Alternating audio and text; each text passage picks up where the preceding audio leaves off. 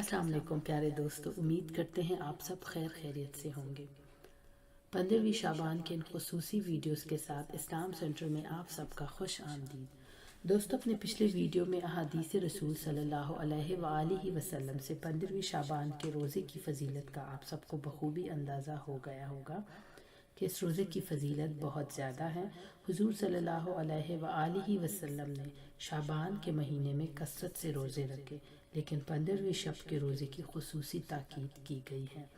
اس نفلی روزے کے بارے میں حضور پاک صلی اللہ علیہ وآلہ وسلم کا ارشاد کچھ یوں ہے۔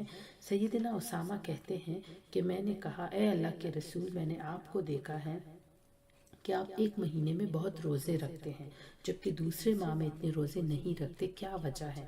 آپ صلی اللہ علیہ وآلہ وسلم نے فرمایا، شعبان جو رجب اور رمضان کا درمیانی مہینہ ہے، سے کئی لوگ غافل ہیں۔ اس مہینے میں لوگوں کے اعمال آسمانوں کی طرف اٹھائے جاتے ہیں۔ میں چاہتا ہوں کہ میرا عمل اس حال میں اٹھایا جائے کہ میں روزے دار ہوں۔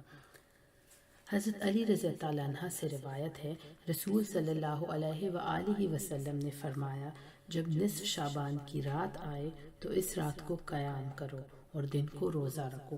دیگر اسلامی کتابوں میں لکھا جاتا ہے کہ ماہ شعبان کی 15 تاریخ کے روزے کی بڑی فضیلت ہے۔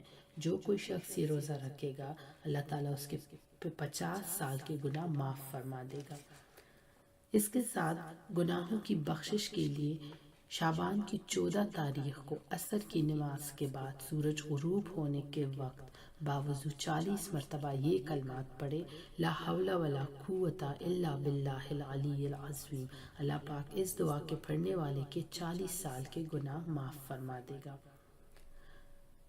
15ویں شعبان کے روزے کے فضیلت کے حوالے سے ایک اور روایت ہے۔ سیدنا عمران حسین رضی اللہ عنہ سے روایت ہے کہ رسول اللہ صلی اللہ علیہ وآلہ وسلم نے ان سے فرمایا کہ تم نے شعبان کے آخر میں روزے رکھے؟ اس نے کہا نہیں۔ آپ صلی اللہ علیہ وآلہ وسلم نے فرمایا، جب تم رمضان کے روزے سے فارغ ہو تو 2 روزے رکھ لو اس کے عوض۔ اس حدیث سے پتہ چلتا ہے کہ اس نفلی روزے کی اہمیت بہت زیادہ ہے۔ یہاں پر اپنی ویڈیو کا اختتام کر رہے ہیں۔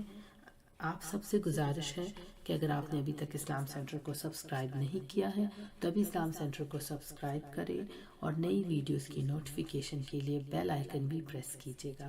جہاں کہیں پر بھی رہے، خوش و آباد رہے۔ ہمیں اپنی دعاؤں میں یاد رکھیے گا۔ اللہ نگہبان۔